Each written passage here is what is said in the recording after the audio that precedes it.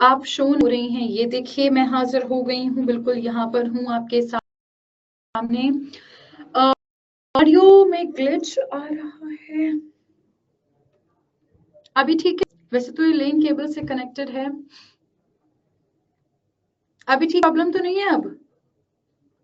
Voice is okay, glitch in audio still, hold on.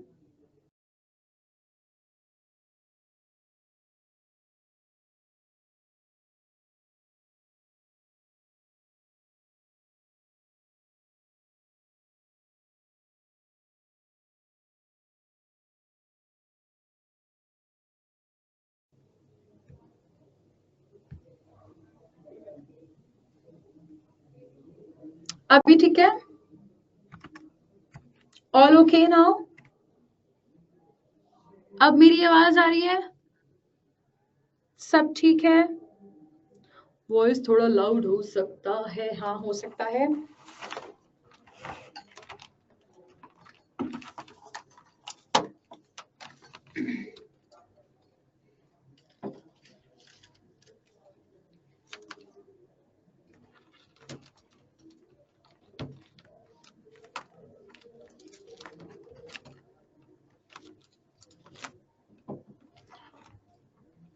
एक second.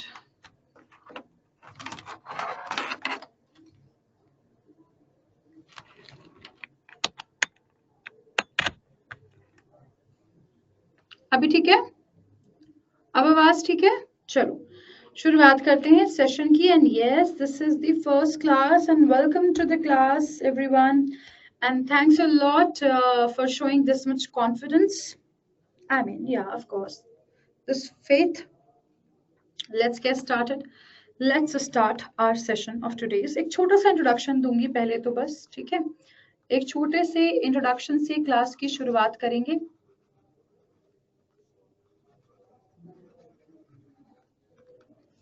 Right, फिर हम लोग आगे बढ़ेंगे, थोड़ा सा सिलेबस के बारे में बताऊंगी। एग्जाम का पैटर्न तो आपको पता ही है, ठीक है? नहीं पता तो भी वो भी डिस्कस कर दूंगी, ठीक है? लेकिन अभी के लिए मैं आप लोगों से थोड़ा सा सिलेबस यहाँ पर डिस्कस करना चाह रही हूँ। और आज फर्स्ट डे है, तो कैसे आपको अपनी इस एंटायर जर्नी को लेकर चलना है। देखो, आईपीएस पीओ में जुड़ने का मतलब ये है कि चाहे मैं क्लर्क की बात करूँ, आईपीएस क्लर्क या एसबीआई क्लर्क या एसबीआई पीओ, सिलेबस तो सेम ही रहना है, बस टाइप ऑफ, एक तरीके से आप बोल सकते हो लेवल ऑफ क्वेश्चन थोड़ा सा ऊपर नीचे कहीं कहीं पर हो जाता है, लेकिन जो सिलेबस है वो सबका सेम है। तो मैं ये समझ रही हूँ कि आप लोग अपनी इस जर्नी की शुरुआत मेरे साथ कर रहे हैं, ठीक है? और साथ ही साथ एक और चीज बहुत अच्छे से दिमाग में क्लियर कर लीजिएगा कि जो भी बातें मैं यहाँ पर आज आपको बताऊंगी, ये आपकी प्रिपरेशन के लिए बहुत बहुत ज्यादा इंपॉर्टेंट है।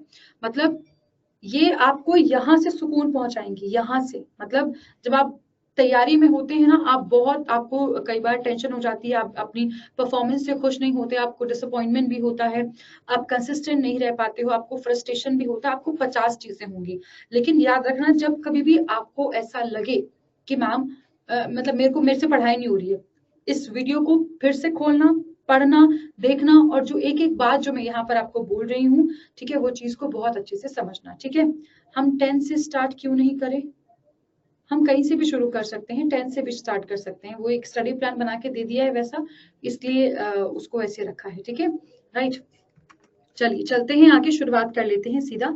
कहीं से भी शुरू कर सकते हैं, 10 से भी कर सकते हैं, नाउन से भी कर सकते हैं, ठीक है?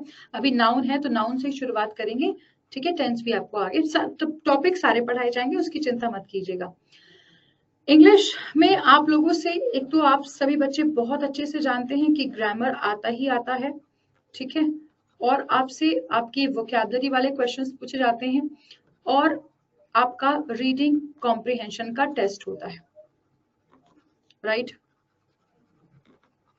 You guys know it all. Pre में देखा जाए तो आपका 30 मार्क्स, 30 क्वेश्चंस आप लोगों से पूछे जाते हैं, जिस जो इन सारे सेक्शन से आपके होते हैं, ठीक है? अब एक चीज याद रखनी है, मैंने प्री के मार्क्स भले ही लिख दिए, लेकिन आपकी तैयारी मेंस की है। कभी भी अपने दिमाग को इस बहकावे में मत रहने देना कि बेटा प्री तो निकाल ही लेगा, प्री निकालने से बेटा क्या कर लेगा।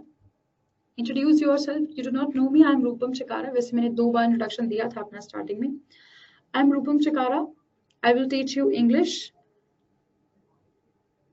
रूपम चिकारा मेरा नाम है, मैं आपको अंग्रेजी पढ़ाती हूँ, ठीक है? चलो मुद्दे की बात पर आते हैं। इंट्रोडक्शन तो चलता रहेगा, जान जाओगे जब धीरे धीरे बने रहोगे रोज रोज साथ। सो एक चीज अपने जहन में बहुत अच्छे से बैठा लेना, कई बार हम ऐसी चीजों को ऑप्ट करना ज्यादा प्रेफर करते हैं जो हमारे लिए आसान लगती हैं, या हमारे दिमाग को या हमारे शरीर को जिसमें कम काम करना पड़ता है। तो हम लोग सोचते हैं पहले प्री कर लेते हैं, फिर मेंस कर लेना, या हो जाएगा।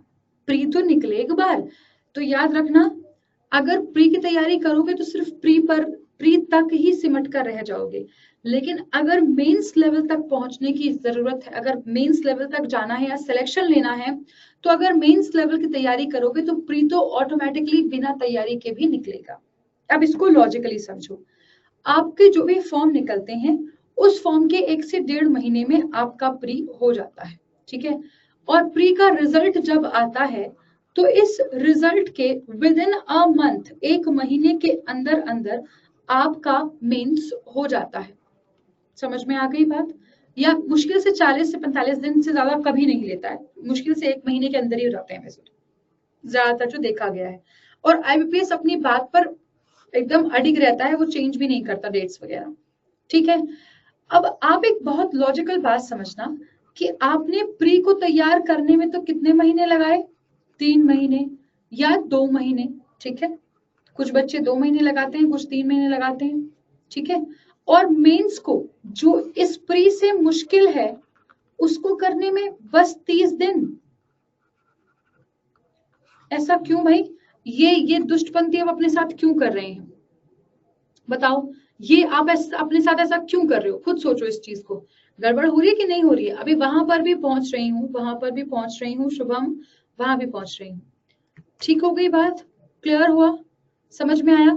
तो यहाँ पर मैं जो आप लोगों को चीजें लेकर चलूंगी, बेसिकली स्पेशली ग्रामर की अगर मैं आप लोगों से बात करूं, तो ये आपका प्री और मेंस दोनों लेवल की चीजें यहाँ पर चलेंगी। देखो रूल्स तो सेम है, ठीक है। प्रैक्टिस क्वेश्चंस जो मैं आप लोगों को यहाँ पर कराऊंगी ये आपके दोनों ही लेवल के रहेंगे। समझ में आ गई बात? और बीच बीच में डाउट सेशंस भी रहेंगे, तो आपको डाउट तो कुछ आने वाला है नहीं। क्लियर हुआ? इतना सभी को समझ में आया? ठीक है। तो ग्रामर की टेंशन, तो ग्रामर अगर आप कोई बच्चा अगर खुद से भी पढ़े ना, जैसे आपका कोई दोस्त हो जो ये सोचे कि यार मैं अफोर्ड नहीं कर सकता चीजों को, तो मेरे को तो खुद से सेल्फ स्टडी ही करनी है, उसको बस ये बोलना कि एक बार रूल्स पढ़ने हैं आपको, ठीक है। उसके बाद सिर्फ प्रैक्टिस होती है, यही है पूरा ग्रामर। और ये हर एग्जाम में आपके काम आएगा, चाहे मैं आपसे आईबीपीएस पीओ की बात कर लूं या फिर मैं आपसे LIC HFL की बात कर लूं। समझ में आ गई इतनी बात सभी को? राइट? सभी को क्लियर हुआ? एग्जाम पैटर्न मैंने यहाँ नहीं बताया, ये इसके प्री में ना, आईपीएस पीओ के प्री में 30 क्वेश्चंस आते हैं इंग्लिश के, ठीक है। और आपका LIC HFL जो है उसका सिर्फ एक ही एग्जाम है, एक ही आपका ऑनलाइन एग्जाम होगा, और इसमें आपके इंग्लिश के 50 क्वेश्चन आप लोगों से पूछे जाएंगे। ठीक हो गई बात? समझ में आया? क्लियर हुआ? इतना सभी को क्लियर है? अभी तक तो मेरे ख्याल से कोई प्रॉब्लम है नहीं। ठीक हुआ? अब ये देखो हम ग्रामर को कैसे लेकर चलेंगे, मैं आपको रूल्स पढ़ाऊंगी, आपको प्रैक्टिस क्वेश्चंस कराऊंगी, ठीक है कोई बात। और आप लोग खुद से भी मान के चलना, अगर मैं आपको एक दिन में मान लो कि मैंने 50 क्वेश्चंस करा दिए, ठीक है, तो कोशिश करना, जैसे मैंने नाउन पढ़ाऊंगी आपको, मैं नाउन पढ़ाने के बाद आपको क्वेश्चंस प्रैक्टिस कराऊंगी, तो आप अगर मैम ने 50 कराए हैं ना, तो आप कोशिश करना कि आप ऐसे ही 100 क्वेश्चंस खुद से सॉल्व करें। ये बड़ा जरूरी है, क्योंकि प्रैक्टिस ही एक ऐसी चीज है जो आपकी हेल्प करेगी। आगे आते हैं वोकैब आपसे 1 या 2 क्वेश्चन आपसे पूछा जाएगा डायरेक्टली, जिसमें आपसे पूछेंगे सिनोनिम बता दो या एंटोनिम बता दो, या ये एक ईडियम लिखा गया है इसका मतलब बता दो। 1, 2 या 3 क्वेश्चन हद, इससे ज्यादा बिल्कुल नहीं आएगा। तो फिर आपको करना क्या है, ये वोकैब हमें पढ़नी क्यों है मैम? क्योंकि आपके पेपर में क्वेश्चंस आते हैं जैसे कि वर्ड स्वैप,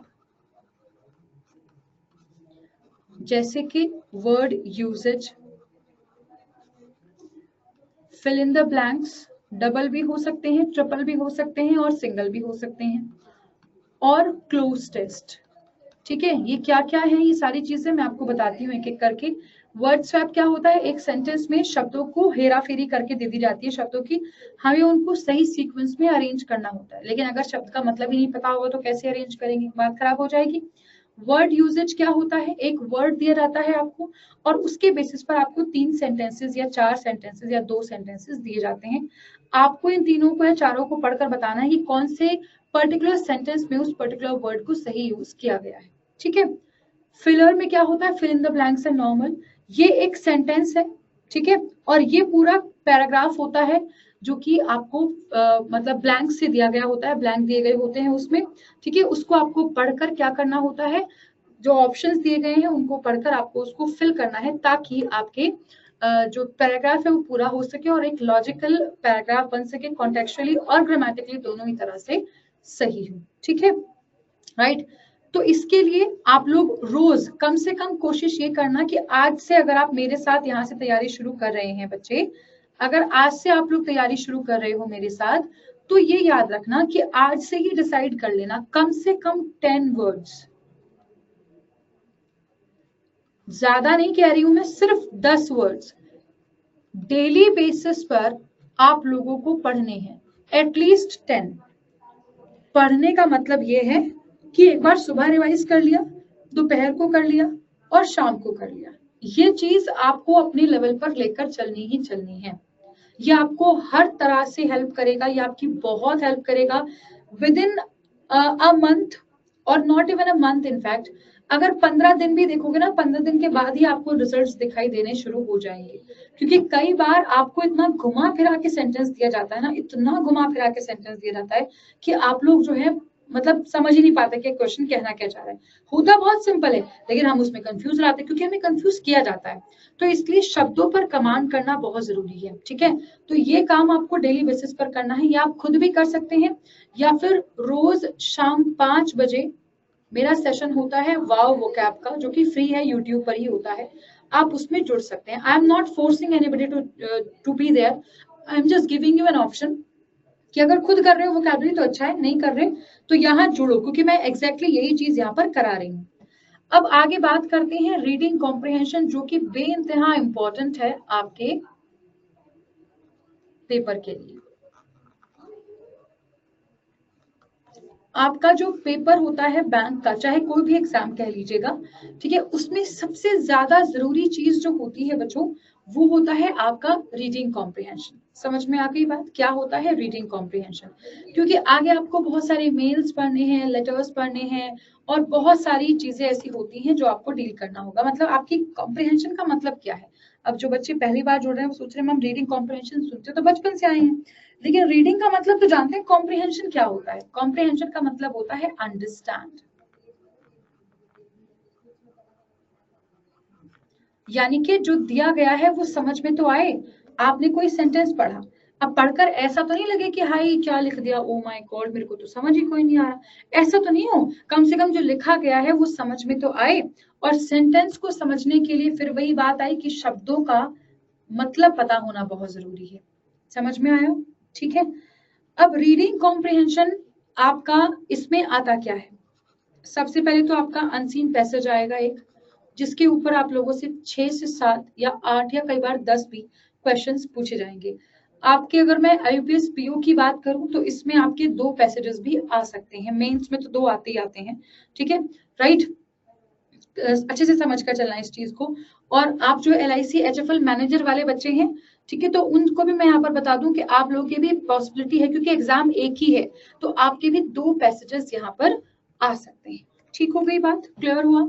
तो पैसेज हमारा आता ही है, यहाँ से आप ये मानकर चलेगा कि आपके 7 तो आएंगे ही क्वेश्चन मिनिमम, मैं बता रही हूँ मैक्सिमम आपके 10 क्वेश्चन आपसे एक पैसेज से पूछे ही जा सकते हैं। ठीक है, ये क्वेश्चन कैसे होते हैं? ये क्वेश्चन सीधे आपके पैसेज में जो बातें कही गई होती हैं पैसेज बेस्ड भी हो सकते हैं, ये आपके वोकैब बेस्ड भी होते हैं कि इस पर्टिकुलर लाइन में जो ये वर्ड यूज किया गया है इसका सिनोनिम है, इसका एंटोनिम बता दो। और कुछ होते हैं हमारे इनफेरेंस बेस्ड, जो हमारी अंडरस्टैंडिंग एबिलिटी को टेस्ट करते हैं।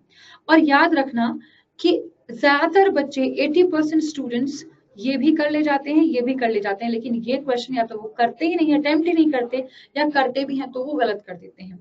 और आपको जो नंबर दिलाएगा, जो एज दिलाएगा, एक्स्ट्रा मार्क्स या एक्स्ट्रा जो आप बाकियों से जहां बेहतर कर सकते हैं वो यही सेक्शन होता है। आसान है, लेकिन कुछ चीजें जैसे कि अगर किसी की सेहत खराब हो गई हो तो उसको दवाई खाने की जरूरत होती है ना, मतलब अपनी सेहत को सही करने के लिए, वैसे ही अगर आप भी यहाँ पर चीजों को रेगुलरली करेंगे तो जाहिर सी बात है आप यहाँ पर एक्स्ट्रा एज आपको मिल जाएगी, याद रखिएगा। तो एक पैसेज आता है, क्लोज टेस्ट भी इसी का पार्ट होता है, क्योंकि जैसे कि फिल इन द ब्लैंक्स में क्या होता है कि एक सेंटेंस दिया गया होता है, उसके बेसिस पर आपको हमें मतलब वर्ड्स चूज करके सेंटेंस को पूरा करना होता है। लेकिन क्लोज टेस्ट में ना, close test is not about that specific sentence. Close test is more about the gist, the whole idea or the theme of the given passage or the paragraph. जो भी पैसेज दिया गया होगा, जो भी paragraph दिया गया होता है, ठीक है, उसकी अंडरस्टैंडिंग, उसके थीम के बेसिस पर हम लोग कोई भी शब्द को डिसाइड करते हैं। कई बार क्या लगता है कि हमें तो ये पैसे लग रहा है कि या तो पैसेज जो भी क्लोज टेस्ट है हमारा, ये तो पॉजिटिव लिखा गया है, लेकिन बाद में आके पता चलता है कि वो तो sarcastic हो रहा था, तो फिर हमने जो शब्द यूज करे वो तो गलत हो गए। तो ये क्लोज टेस्ट को सॉल्व करने के लिए आपकी ग्रामर भी बहुत हेल्प करती है कई बार, क्योंकि कई बार क्लोज टेस्ट ग्रामर बेस्ड ही आ जाता है, और कई बार आपकी वोकैबुलरी, और हमेशा ही आपकी कॉम्प्रिहेंडिंग यानी कि अंडरस्टैंडिंग एबिलिटी। समझ में आई बात? क्लियर हुआ? इसी के साथ साथ हमारा एक और टॉपिक होता है पैराजंबल, जो बहुत ही ज्यादा इंपॉर्टेंट है। इसमें क्या होता है, एक पैराग्राफ में कुछ सेंटेंसेस को शफल कर देते हैं, यानी कि जो पहले आना चाहिए उसको बाद में या कहीं पर भी ऐसे ऐसे करके उथल पुथल कर देते हैं सारे सेंटेंसेस को। ठीक है, आपको बस क्या करना होता है, आपको बस क्या करना होता है, आपको पढ़कर उसको समझकर और सारे सेंटेंसेस को सीक्वेंस में अरेंज करना होता है। क्लियर हुआ? सभी को समझ में आया?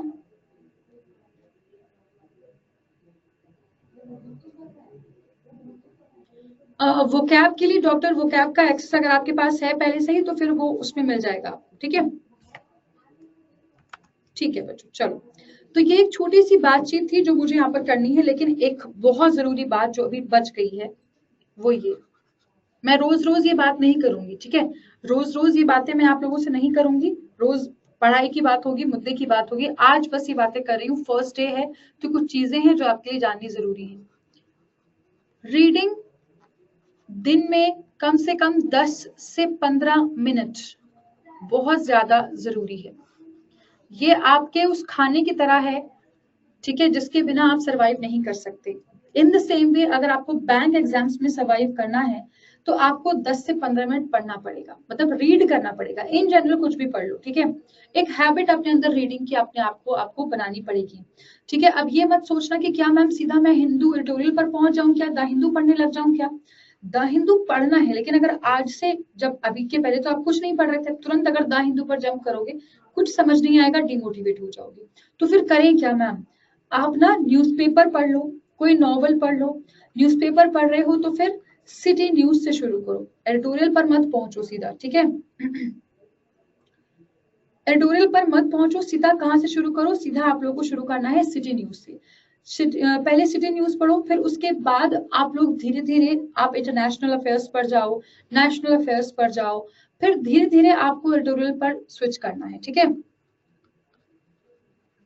धीरे धीरे आप लोगों को एडिटोरियल पर स्विच करना है। ठीक है, एडिटोरियल पर स्विच क्यों करना है, क्योंकि कई बार एज इट इज भी ऐसा हुआ है एक दो बार पहले कि एज इट इज एडिटोरियल भी आप लोगों को एज अ पैसेज मिल जाता है आपके पेपर में, तो वो अगर आपने पहले पढ़ रखा होगा तो कोई प्रॉब्लम आपको वहां से नहीं पड़ेगी। ठीक है, रीडिंग करने की हेल्प आपको सिर्फ इंग्लिश में ही नहीं लगेगी, बल्कि रीजनिंग में जब आप पजल और सिटिंग अरेंजमेंट्स को पढ़ेंगे उसमें भी आपकी हेल्प होगी, डीआई वाले डेटा को समझने में हेल्प होगी, साथ ही साथ जो आपकी वर्ड प्रॉब्लम्स होती हैं मैथमेटिक्स की, ठीक है, तो उसमें भी आपको बहुत हेल्प मिल जाएगी इन रीडिंग करने से। ठीक है, जहां बच्चे 2 बार 3 बार पढ़ रहे होंगे क्वेश्चंस को, आप एक बार में पढ़कर चीजों को क्लियर कर ले जाओगे।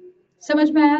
वो क्या आप कहीं से भी कर लो यार, लेकिन कर लेना बस, ठीक है, कहीं से कर लो, जहां से आपका मन करे आप वहां से कर लो, लेकिन आपको करना जरूरी है। बस अपना याद रखना कि you have to basically read, that reading is very very important. समझ में आ गई बात? अब मैं यहाँ पर कैसे लेकर चलूंगी, कुछ टॉपिक्स ना अभी मेरे जो स्टडी प्लान है उसमें ना वो एक्सक्लूडेड है, वो टॉपिक्स में एक नया स्टडी प्लान अपडेट करवाऊंगी वैसे अभी, तो उसके अकॉर्डिंग आप चीजों को देख लेना।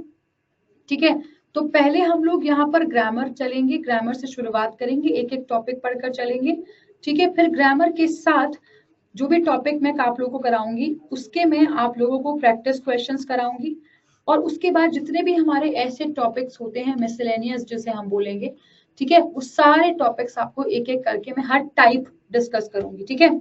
इसमें एरर डिटेक्शन की क्लास अलग से मैंने नहीं लगवाई है, तो मैं वो भी इसमें ऐड करूंगी। मैंने बोला ना कुछ चेंजेस करने हैं मुझे, जिसमें मैं आपको एरर डिटेक्शन के सारे रूल्स के बेसिस पर सारे टाइप्स आप लोगों के साथ यहाँ पर डिस्कस कर दूंगी। अब चलते हैं सीधा, शुरुआत करते हैं अपनी क्लास की, टॉपिक की। मतलब मैं आप लोगों को प्रैक्टिस के लिए क्वेश्चंस प्रोवाइड करा दूं, मतलब अलग से। चलो ठीक है, करा दूंगी। अब मुझे ये बताओ, कोई अभी तक सवाल तो नहीं है मन में, कोई क्वेश्चन?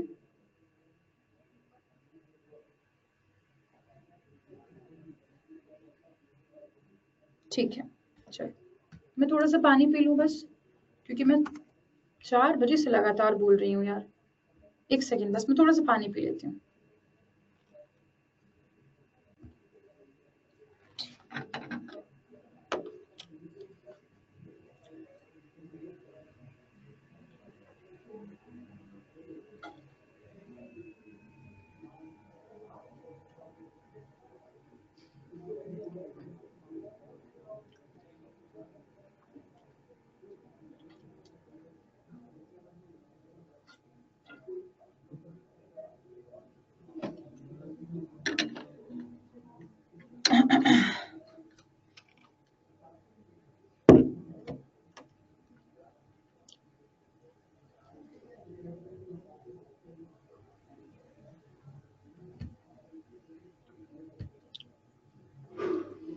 देखो अब यहाँ पे क्या हो रहा है ना, मेरे को बहुत सारे क्वेश्चन आए हैं कि क्या जो आप कराएंगे वो सफिशिएंट होगा।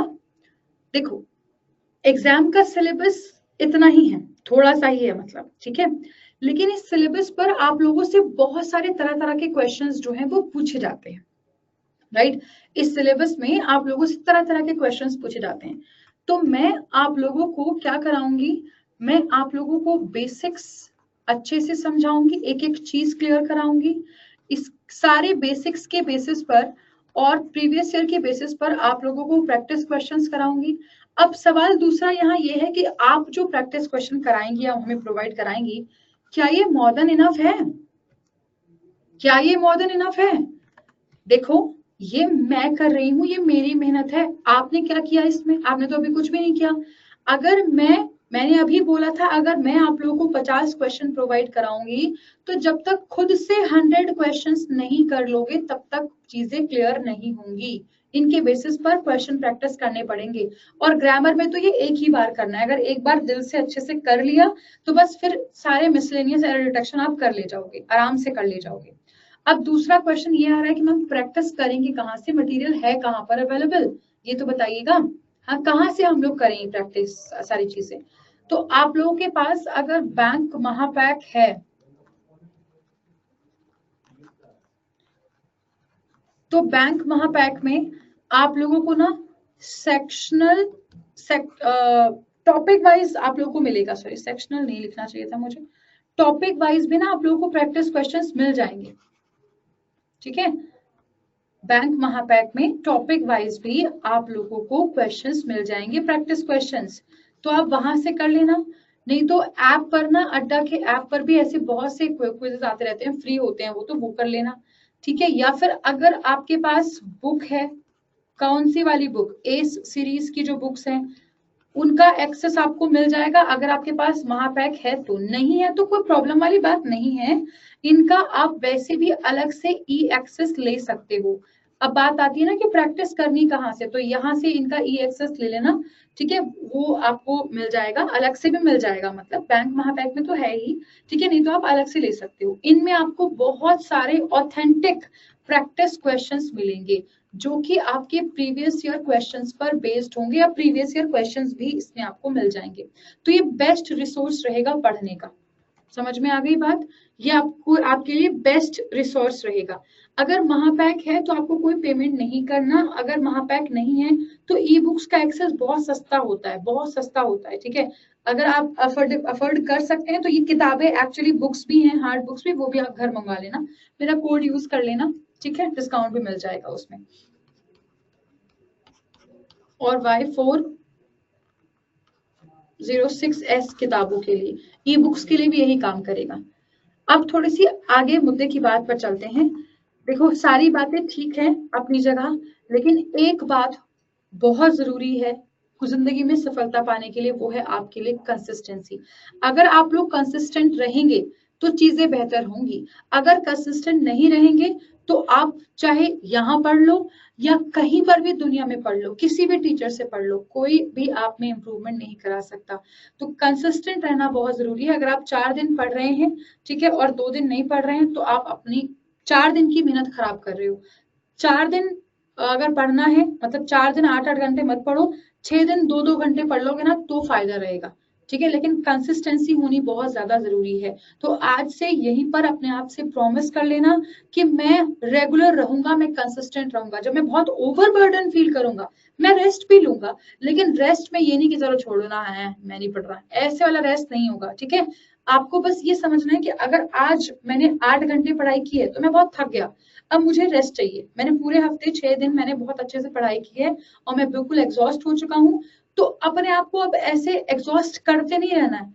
हम क्या करते हैं कि जब गाड़ी का जो पेट्रोल होता है, फ्यूल होता है, जब वो खत्म हो जाता है तो हम उसमें वापस से फ्यूल डलवाते हैं। मोबाइल का रिचार्ज जब खत्म हो जाता है हम उसमें वापस से रिचार्ज करते हैं। क्यों क्यों करते हैं? ताकि वो दोबारा से काम कर सके, है ना, नहीं तो वो बंद हो जाएगा। ऐसे ही हमारी बॉडी को भी हमें रिचार्ज करना है। कैसे? रेस्ट देकर, प्रॉपर रेस्ट लें। हर संडे अपने आप को थोड़ा सा रेस्ट जरूर दें, पढ़ाई से थोड़ा सा अलग हो, दिमाग को थोड़ा डाइवर्ट करें, देखें बाहर क्या हो रहा है, क्या कुछ चीजें हैं, फैमिली के साथ टाइम स्पेंड करें। क्योंकि ये जो आपका प्रोसेस है ना, ये हफ्ते भर महीने भर का नहीं है, थोड़ा लंबा चलेगा। हो सकता है साल भर चल जाए, 1.5 साल चल जाए। तो इसके लिए जरूरी है आप सभी के लिए कि आप लोग ना एक रिदम बनाकर चलना। ये मत सोचना कि हाय बस कर करके खत्म कर लो। ऐसे कर कर खत्म करने से ना आपको ओवरबर्डन लग जाएंगी चीजें, फिर आपको लगेगा कि हाय मैं तो यही नहीं कर पाई, ये भी छूट गया, ये भी छूट गया, फिर ऐसे हाथ पैर करते फिरोगे, ठीक है। तो अभी के लिए बहुत जरूरी है आप सभी स्टूडेंट्स के लिए कि आप धीरे धीरे पेस पर आओ, धीरे धीरे पेस पकड़ो और उसको मेंटेन रखना, अपनी छुट्टी भी बीच में लेते रहना। अब चलती हूँ मैं यहाँ से मुद्दे की बात पर। मैं शुरुआत कर रही हूँ नाउन से। नाउन क्या होता है? बचपन से पढ़ रखा है आप लोगों ने। What is a noun? Noun is basically a name.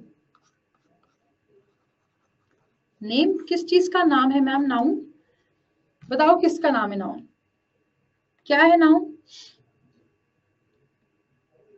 किसका नाम है? नाउन शुभम का नाम नाउन है, या फिर सुभाश्री, श्रुति, राहुल, हिमानी, शिवानी, अभी, रवि, किसका नाम नाउन है? सबका नाम नाउन है। हमने बचपन में डेफिनेशन पढ़ रखी है कि noun is the name of what? Of a person, place और थिंग, है ना। तो मतलब नाम ही हुआ ना यार, पर्सन का नाम, प्लेस का नाम, थिंग का नाम, ये सब क्या है? नाम ही तो है। तो इसका मतलब क्या हुआ? नाम जो होता है, किसी भी चीज का जो नाम होता है, या फिर एक डेफिनेशन बहुत ही छोटी सी अगर मैं आपको यहाँ बताऊं, तो नेमिंग वर्ड्स जो होते हैं वही आपके नाउन की कैटेगरी में आते हैं, वही आपके नाउन कहलाए जाते हैं। नेमिंग वर्ड्स को हम क्या कहते हैं? नाउन कहते हैं। तो क्या उन नेमिंग वर्ड्स में नाउन नाम सिर्फ पर्सन, प्लेस और थिंग का ही आता है? यहाँ एक स्टूडेंट ने लिखा है नेम ऑफ अ फीलिंग। अगर मैं आपसे कहूं कि मैं आपसे गुस्सा हूं, अगर मैं आपसे कहूं, वैसे मैं हूं नहीं, सोचना ही कि मैं गुस्सा हूं, मानो कि मैं कहूं कि मैं आपसे गुस्सा हूं, तो ये जो गुस्सा है कहाँ दिखाई दिया आपको? हाँ, लोग कहते हैं तुम्हारी नाक पे गुस्सा रहता है, कहाँ लिखा हुआ है गुस्सा? यहाँ पर बताना जरा, कहाँ है गुस्सा? कहीं नहीं है, राइट। तो ये क्या है? हाइपोथेटिकली हम मान रहे हैं, ठीक है। चलो देखो, अगर मैं इसको कैटेगराइज करूं ना, तो नाउन जो है बेसिकली 2 कैटेगरीज में आता है, ठीक है। एक वो जो मुझे दिखाई दे रही है, जैसे आप मुझे देख रहे हो, मैं तो आपको नहीं देख पा रही, वैसे मैं भी कैमरा ऑन कर सकती हूँ, लेकिन ये नहीं करूंगी अभी, ठीक है। अगली बार से आपको पहले से प्रिपेयर कर दूंगी, जब कैमरा ऑन करना होगा वैसे ही क्लास में ऐसी रखकर चलूंगी जिसमें कैमरा भी ऑन होगा, आप लोगों का भी कैमरा ऑन होगा, ठीक है। क्लास की पूरी फीलिंग आनी चाहिए ना, आज नहीं कर रही हूँ, बेफिक्र रहिएगा। तो अब मेरी बात सुने, नाउन की दो कैटेगरीज हैं, एक तो वो जिसे मैं देख सकती हूँ, जिसे मैं टच कर सकती हूँ, ठीक है।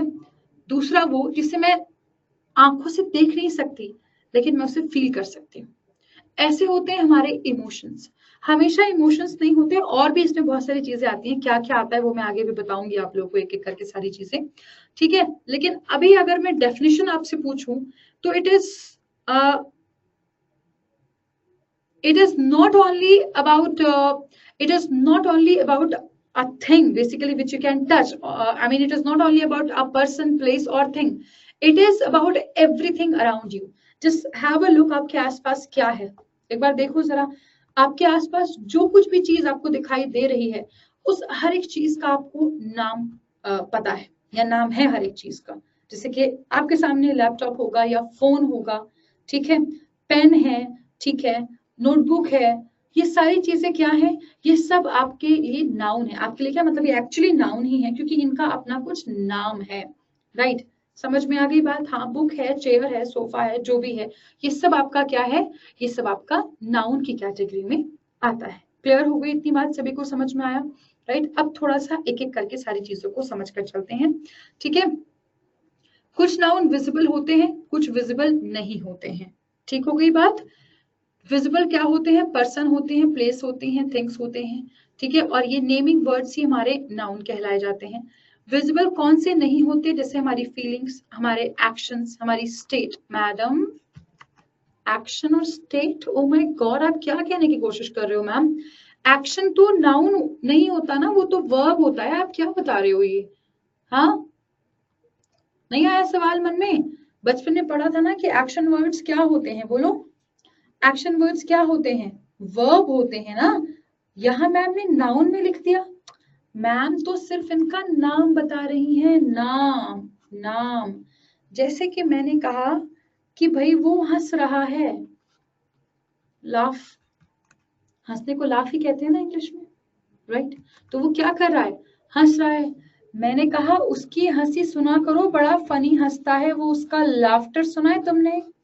अरे बड़ा फनी तरीके से हंसता है, उसको हंसता हुआ देखकर लोग हंस जाएं। Laughter, they are two different things. This is basically an action and this is the name of action. हो गई बात क्लियर, समझ में आया? ऐसे ही स्टेट, ये यूपी की बात कर रहा है, राजस्थान की, हरियाणा की, या पंजाब की, या कौन से स्टेट की बात कर रहा है बताओ? ये दशा की बात कर रहा है, स्टेट। जैसे कि चाइल्डहुड, जैसे कि अडल्टहुड। क्या हम किसी के बचपने को टच कर सकते हैं, बोलो? क्या हम किसी के बचपने को टच कर सकते हैं? क्या हम किसी के बुढ़ापे को टच कर सकते हैं? किसी के, वॉइस नहीं आ रही क्या, आवाज में कोई दिक्कत है? सब ठीक है ना? फिर वो आपके एंड से थोड़ा सा प्रॉब्लम होगी, इसीलिए मैं कैमरा ऑन नहीं कर रही हूँ, क्योंकि जब हम कैमरा ऑन कर देते हैं ना तो सबका थोड़ा सा मतलब नेटवर्क, कुछ बच्चे जैसे फोन के नेटवर्क से भी क्लास अटेंड करते हैं ना, तो वो थोड़ा सा फ्लक्चुएट करने लग जाता है, फिर प्रॉब्लम होने लग जाती है। परफेक्टली ऑडिबल, ठीक है, चलो, राइट। अब मैम एक बात बताओ, क्योंकि मैम जो एक एक बात बता रही है ना, बड़ी आपके काम आने वाली है आगे। कई बार मुझे ना, जैसे मैं न्यूज़पेपर पढ़ूंगा ना, तो न्यूज़पेपर में वो पता है क्या करता है, वो कहता है कि जैसे मान लीजिए फॉर एग्जांपल मैं एक सेंटेंस लिखती हूँ, मान लीजिए मैंने कहा रवि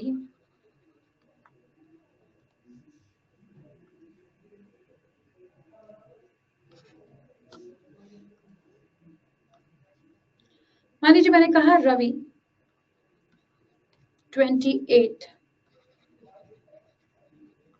टीचर, या ऐसे करके लिखते हैं,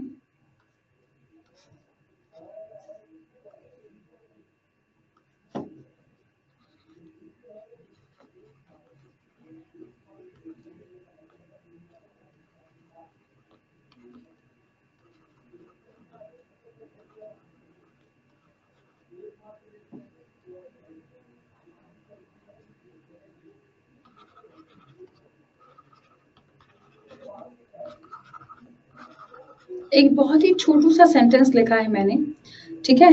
इसमें मैं आपको कुछ समझाने की कोशिश कर रही हूँ। सेंटेंस मेरा कहता है कि Ravi 28 a teacher was accused of stealing the laptop. मतलब कि यहाँ पर जो रवि है, ठीक है, रवि के ऊपर इल्जाम लगा है। एक्यूज के साथ ऑफ आता है, हमेशा याद रखना। जब कभी आप एक्यूज यूज करेंगे तो एक्यूज के साथ प्रपोजिशन ऑफ आता है, ठीक है। ये वर्ब है, ये प्रपोजिशन है। ये 28 क्या है? हम ये कहना चाह रहे हैं कि रवि, जिसकी उम्र क्या है, जिसकी उम्र 28 साल है और बाय प्रोफेशन जो कि एक टीचर है, ठीक है, was accused of stealing the laptop। उसके ऊपर इल्जाम लगा है कि उसने क्या कर लिया, उसने लैपटॉप चुरा लिया था, वैसा कहना चाह रहे हैं, राइट। तो एक्चुअली क्या है ना कि ये कहानी जो मैंने यहाँ से यहाँ तक लिखी, ठीक है, ये मुझे मेरे सब्जेक्ट के बारे में बता रही थी, ठीक है, राइट। लेकिन मेरे एक्चुअल सेंटेंस में जो मुझे कहना था वो कहाँ से शुरू हुआ, वो शुरू हुआ यहाँ was से, was accused of stealing the laptop। अब यहाँ पर आप एक बहुत जरूरी बात समझना, जहां पर भी आपके दिए गए सेंटेंस में हेल्पिंग वर्ब या मेन वर्ब आ जाता है, ठीक है, उसके आगे की जो भी कहानी होती है, सारा का सारा आपका प्रेडिकेट कहलाया जाता है। क्या कहलाया जाता है? आप इसे प्रेडिकेट कहते हैं, राइट। इस बात पर हम थोड़ा डिटेल में चर्चा करेंगे। जरा मैं इधर आती हूँ, इसको हटा देना चाहिए यहाँ से। देखो, हमारा जो सेंटेंस होता है, उस सेंटेंस का स्ट्रक्चर जो होता है वो होता है ये, सब्जेक्ट होता है, सब्जेक्ट के साथ हमारा वर्ब होता है और फिर हमारा ऑब्जेक्ट होता है। सब्जेक्ट क्या होता है? वो जिसके बारे में बात की जाए या वो जो एक्शन परफॉर्म करे, वो सब्जेक्ट कहलाया जाता है और एक्शन होता है आपका वर्ब। इस एक्शन का जो रिसीवर है, यानी कि जिसके ऊपर काम किया जा रहा है, उसको हम लोग क्या बोलते हैं? उसको हम लोग क्या बोलते हैं बच्चों? वो हमारे दिए गए सेंटेंस में ऑब्जेक्ट कहलाया जाता है। बात समझ में आ गई सबको? ठीक हो गई बात? सभी को क्लियर हुआ? राइट। अब इस सब्जेक्ट के बाद यहां से ये वाली चीज, यहां से आगे तक कुछ भी जो भी आप लिख रहे हैं, वो सारा ही आपका प्रेडिकेट कहलाया जाता है। मैम आप ये नाउन से प्रेडिकेट पर क्यों पहुंच गई मैम, हमें ये बताओ। क्योंकि अल्टीमेटली आपको अपनी रीडिंग को बहुत बेहतर करना है, क्योंकि आपका जो वेटेज है पेपर का वो इसी का है, ठीक है। इसी के बेसिस पर आपको क्वेश्चन ज्यादा सॉल्व करने पढ़ेंगे, मतलब आएंगे ही ऐसे क्वेश्चन, आए तो सॉल्व तो आप करेंगे ही। तो ये प्रेडिकेट के बारे में जानना क्यों जरूरी है?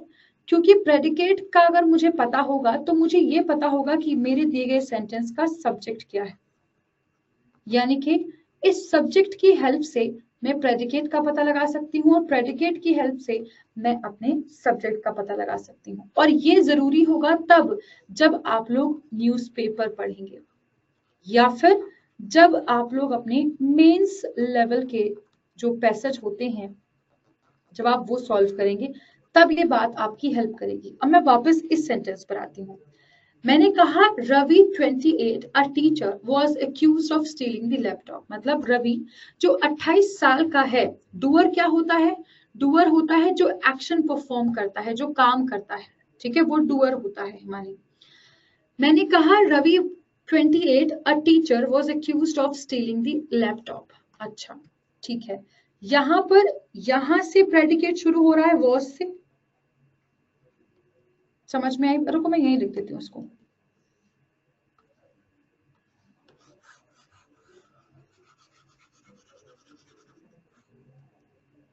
ये चीज अगर नहीं क्लियर हुई हो, ये वाली सब्जेक्ट वाली या वर्ब वाली, तो ये पूछ लो। देखो एक छोटा सा एग्जाम्पल मैं लिख देती हूँ वैसे। जैसे मान लीजिए मैंने कहा कि हेमंत लिख देती हूँ, चलो Hemant plays football. Hemant football खेलता है, ठीक है। तो ये क्या है? आपके दिए गए सेंटेंस में वर्ब है और इस वर्ब को करने वाला जो है वो है आपका सब्जेक्ट, जो कि हेमंत है। खेलने का काम कौन कर रहा है? हेमंत। और क्या खेला जा रहा है? जो एक्शन का रिसीवर है वही तो ऑब्जेक्ट है, तो ये आपका ऑब्जेक्ट हुआ, ठीक है। बहरहाल मेरा सेंटेंस था कि ही, क्या नाम लिखा था मैंने पीछे, चलो हेमंत लिख देती हूँ यहाँ पर भी। हेमंत 28 a teacher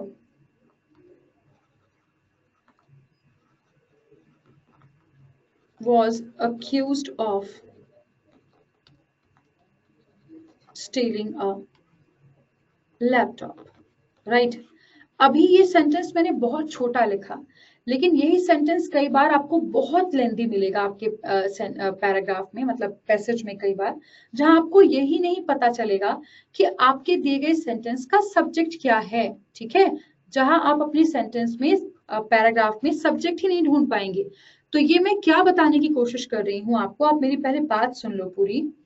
जहां से आपके दिए गए सेंटेंस में कोई भी हेल्पिंग वर्ब या मेन वर्ब आता है, जहां सबसे पहले उसके आगे जो कुछ भी कहानी आपने लिखी है, यहाँ लैपटॉप तक जो कुछ भी आपने लिखा है, ये सब आपका प्रेडिकेट है। प्रेडिकेट हमारे सेंटेंस का वो पार्ट होता है जो हमें हमारे सब्जेक्ट के बारे में जानकारी देता है। क्या करता है? जो हमें हमारे सब्जेक्ट के बारे में इंफॉर्म करता है, सब्जेक्ट के बारे में जानकारी देता है, उसे हम लोग प्रेडिकेट कहते हैं। ठीक है, अब यहाँ पर लिखा गया है वॉज, मानो मैंने यहाँ पर और दो बात कही होती कि हेमंत, वो हेमंत जो उस पर्टिकुलर स्कूल में पढ़ाता है और 2 साल पहले उसने ये एग्जाम क्लियर किया था और ये हुआ था और वो, मैंने 4 बातें मान लीजिए कह दी। उसके बाद मैंने यहाँ से शुरू करा वॉज एक्यूज्ड ऑफ, कि वो हेमंत जो जिसने 2 साल पहले ये एग्जाम क्लियर किया था और जिसका घर वहां पे है, जो इस कद काठी का है, इस इतनी उम्र का है, मैंने 4 बातें कहनी थी मान लीजिए, मैंने सब यहाँ लिख दी, इस जगह पर मैंने सारी बातें लिख दी। तो ये पढ़ने में ही आप पूरा क्या कर जाओगे, एक पूरा सेंटेंस चला जाएगा। हेल्पिंग वर्ब और मेन वर्ब बोल तो रही हूँ बेटा, है ना, ये तो पूरा ही क्या चला जाएगा, एक दो सेंटेंस मान लीजिए मैंने यहाँ लिख दिए, तो फिर आप आगे चलते चलते भूल जाएंगे कि ये वॉज आपने किसके लिए यूज किया था। ठीक है, तो याद रखना ये हेल्पिंग वर्ब है और ये मेन वर्ब है।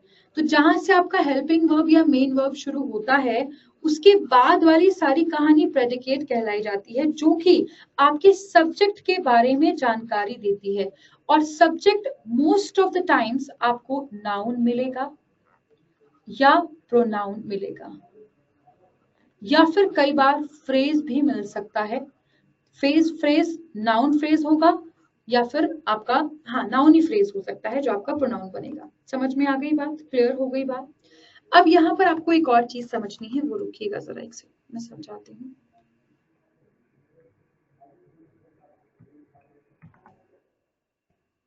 ठीक है, चलो अब एक और चीज समझना कि जहां से भी आपके दिए गए सेंटेंस में हेल्पिंग वर्ब या मेन वर्ब आता है, मैम ने बताया अभी, उसके आगे आपका प्रेडिकेट वहीं से शुरू हो जाता है। ठीक है, तो मैम आप अल्टीमेटली समझाना क्या चाह रही हो? मैं आपको ये समझाने की कोशिश कर रही हूं कि इसके पहले आएगा सब्जेक्ट। ठीक है, सब्जेक्ट या तो आपका नाउन होगा या फिर आपका प्रोनाउन होगा। ठीक है, या फिर इससे बना हुआ फ्रेज होगा। अब फ्रेज क्या होता है ma'am? Phrase is basically a group of words, it is a group of words with incomplete meaning। शब्दों का एक समूह होता है, लेकिन इसमें पूरा मीनिंग नहीं बताया जाता, अधूरी बात कही जाती है। जैसे कि मान लीजिए मैं कहूं कि मान लीजिए मैंने कहा आफ्टर द सेशन, तो आपको ये समझ में आया कि आफ्टर द सेशन यानी कि सेशन के बाद क्या होगा। सेशन के बाद ये बात पूरी पता है आपको कि क्या होगा सेशन के बाद? हाँ, क्या आपको पता है कि सेशन के बाद क्या होगा? नहीं पता ना। लेकिन जब मैंने कहा आफ्टर द सेशन, मैंने जब बोला आफ्टर द सेशन, तो आपको ये समझ में आ गया सेशन के बाद, लेकिन पूरी बात समझ में नहीं आई। तो ये जो आधा अधूरा ग्रुप है शब्दों का, इसी को हम फ्रेज कहते हैं। क्या कहते हैं? इसी को हम लोग फ्रेज कहते हैं। इतनी बात समझ में आई? सभी को क्लियर हुआ? तो यहाँ पर आपको ये सारी बातें समझाने का मतलब क्या था? मतलब ये था कि आपके दिए गए सेंटेंस में नाउन या प्रोनाउन ही आपका क्या बनेगा मोस्ट ऑफ द टाइम्स, कह रही हूँ मैं 90% ऑफ द टाइम्स। जो और है आगे कंडीशन उसको भी डिस्कस करने का कोई फायदा नहीं है, जब मेंस की बात करेंगे तब वहां पर सारी बातें आपसे करेंगे। सो नाउन या प्रोनाउन ही आपका सब्जेक्ट बनेगा। और यहाँ पर आपको कैसे पता चलेगा कि कोई भी बात जो कही गई है वो नाउन है या नहीं है, इस बात का पता लगाने के लिए आपको जानना है कि आप किस तरीके से नाउन को आइडेंटिफाई कर सकते हैं। तो जानते हैं आइडेंटिफिकेशन ऑफ नाउन, यानी कि आपको कैसे पता चलेगा कि दिया गया शब्द नाउन है या नहीं, क्योंकि कई बार ऐसा भी होगा जो आपको देखने में लगेगा कि नाउन है बट एक्चुअली वो नाउन नहीं होगा। तो नाउन को आइडेंटिफाई करने के लिए सेंटेंस में हमें 3 शब्दों का ही बस यूज करना है। वैसे तो मैं 50 चीजें बता सकती हूँ कि लास्ट में MENT आएगा, ION आएगा, ये आएगा, वो आएगा। सबका एक चीज जानो, व्हाट, हु और whom का आंसर करने वाला कोई भी शब्द, कोई भी ऐसा शब्द जो व्हाट, हु या whom का आंसर करता है वो आपका, अरे बंद कर देंगे अभी, अभी 7 बजे है ना क्लास, 7 बजे है ना क्लास, तो अभी इसको पूरा कर रही हूँ ना मैं, अभी तो है 8 मिनट यार। आइडेंटिफिकेशन ऑफ नाउन मतलब कोई भी अगर आपको पता लगाना हो कि नाउन है कोई शब्द या नहीं है, उसके लिए आप इन 3 शब्दों को क्वेश्चन कर लो। अगर इसका आंसर जो भी आएगा, इनका आंसर जो भी होगा वही आपका नाउन कहलाया जाएगा। जैसे कि यहाँ आओ, मुझे बताओ, यहाँ पर मैं पूछ रही हूँ सवाल, मुझे बताओ कि हु प्लेज फुटबॉल, फुटबॉल कौन खेलता है,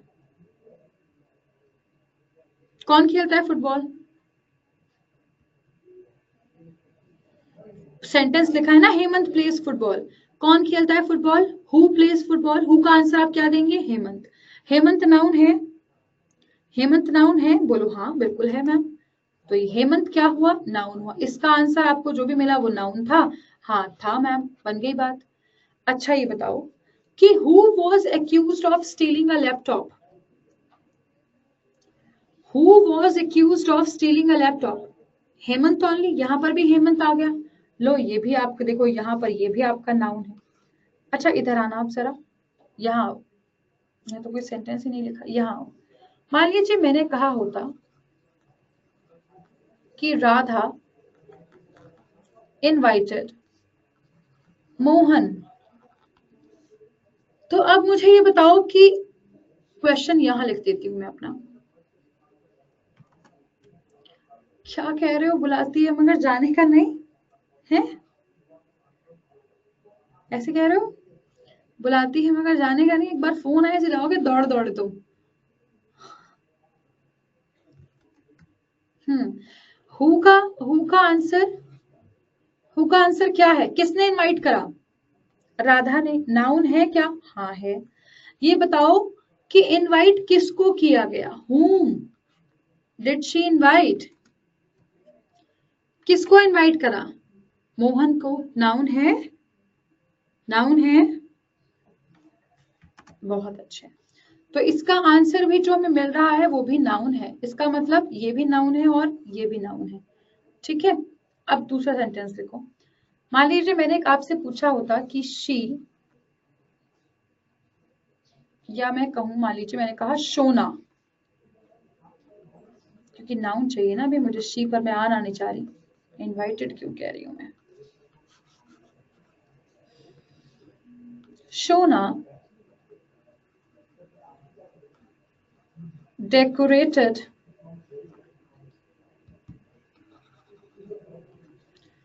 the home, मान लीजिए किसने डेकोरेट करा घर, शोना ने। एक और सेंटेंस लिखती हूँ,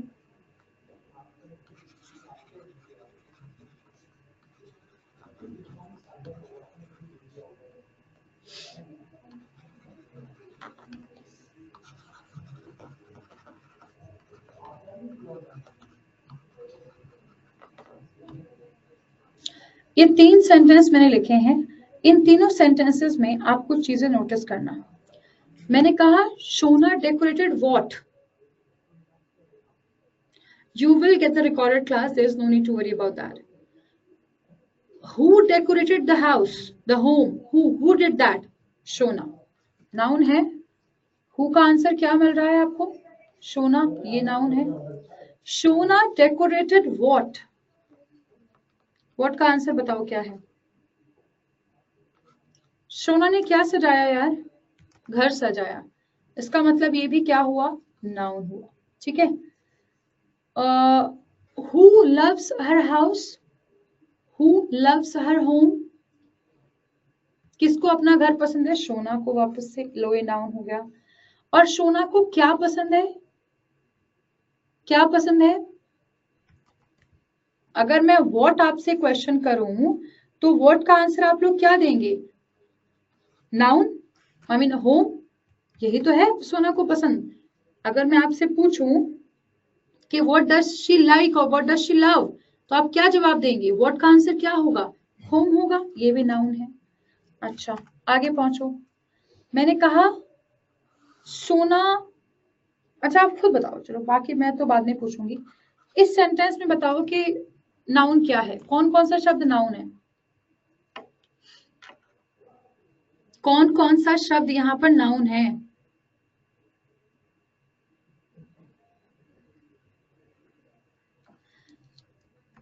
दुनिया की जो रीत है ना, अपना वो करने की, अपने आप को ऊपर रखने की, इस रीत का हिस्सा मत बनो. ठीक है. डाउन टू अर्थ रहो, चीजों को सीखते रहोगे और जिंदगी पूरी ऐसे ही चलनी है. पूरी जिंदगी भर आपको कुछ ना कुछ सीखते रहना है, नहीं तो जंग लग जाएगा यहाँ पे, चीजें खराब हो जाएंगी फिर. मैंने क्या बताया? अभी भी जस्ट बताया. कोई भी ऐसा शब्द जो हु का आंसर करता है, whom का आंसर करता है या what का आंसर करता है, ये आपका नाउन होता है. इसके अलावा कोई और नहीं. क्या बोला मैंने? इसके अलावा और कोई नहीं. तो अगर मैं आपसे पूछूं कि घर पे कौन है, हु इज एट होम, तो हु का जवाब तो आपने बता दिया, शोना है घर पे. मैं अगर आपसे पूछूंगी शोना कहाँ है, तो आपका सवाल होगा वेयर इज शोना, वेयर. तो वेयर तो मैंने यहाँ नहीं लिखा था. लिखा था क्या मुझे दिखाई नहीं दे रहा? लिखा था कहीं? नहीं लिखा था ना. तो वेयर का आंसर करने वाला कोई भी शब्द जो होता है वो आपका एडवर्ब की क्वालिटी कैटेगरी में आता है. वेयर का आंसर करने वाला शब्द एडवर्ब होता है और हु, whom और what का आंसर करने वाला शब्द नाउन होता है. याद रखना. समझ में आ गई बात? तो यहाँ पर आपने जब पूछा कि वेयर इज शोना, तो आपने बोला कहाँ है? घर पे है. तो यहाँ होम जो है वो आपका एडवर्ब है. तो यहाँ से क्या सीख मिली? कि किसी की शक्ल सूरत पे नहीं जाना, फितरत. ओम्फो, गलत हो गया. गलत तो करना ही है, तभी तो सीखेंगे. तो यहाँ से क्या सीखना है, क्या जानना है? कि हमेशा याद रखना, शक्ल सूरत जरूरी नहीं है, फितरत जरूरी है. और वही पहचाननी है, वही जानना है कि किसी की फितरत कैसी है. तो यहाँ पर भी आपको एक शब्द को 4 तरह से यूज करके मैं आपको दे दूंगी. ठीक है. आपको ये पहचानना है कि वो नाउन होगा, प्रोनाउन होगा, एडजेक्टिव होगा, एडवर्ब होगा, जो भी होगा. समझ में आया? ठीक है. तो यहाँ से गड़बड़ मत करना बस. हम ऐसे भी यूज कर सकते हैं कि सोना किसके यहाँ है. नहीं बेटा, अभी इतनी इतनी जल्दी मैंने भी तो कुछ पढ़ाया भी नहीं है. एबीसीडी पर नहीं पहुंच पाई हूँ मैं शुभाश्री. पहले प्रैक्टिस करी, पहले पूरा टॉपिक पढ़ाऊंगी, उसके बाद आपको दूंगी प्रैक्टिस क्वेश्चंस.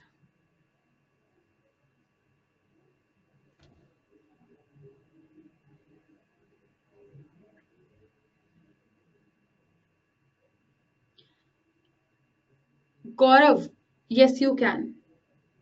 एक बार आप थोड़ा पर्सनली बात कर लेना. I will guide you. आप कर सकते हो.